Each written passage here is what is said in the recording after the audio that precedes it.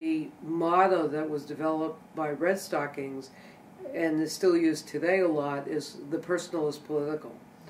And a lot of what they saw as their lives, the heterosexual women, their lives they saw their own lives as being very politicized. Their relationships with boyfriends or husbands, that was political. But for lesbians, our stuff was personal. Mm-hmm. And they didn't want to hear about it. And part of that was because if you had two women, it wasn't as easy to sort of define an enemy. Right. And to say, oh, the patriarchy is the enemy. The other thing that's interesting is I found out, of course, years later, that there were other women in the group who were lesbians who never said anything because they had just been intimidated into silence. What was the response in the group when you did come out?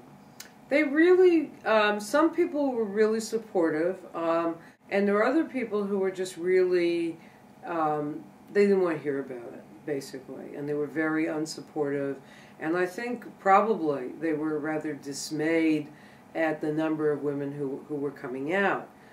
Some women, if you talk to them about it, the other response would be that I was trying to convert them.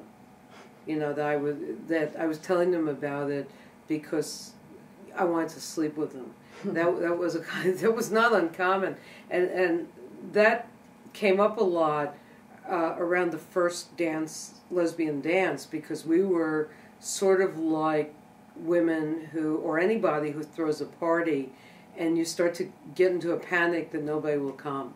And that was one of our sources of panic. And so we asked our straight sisters, please support us, come to this dance.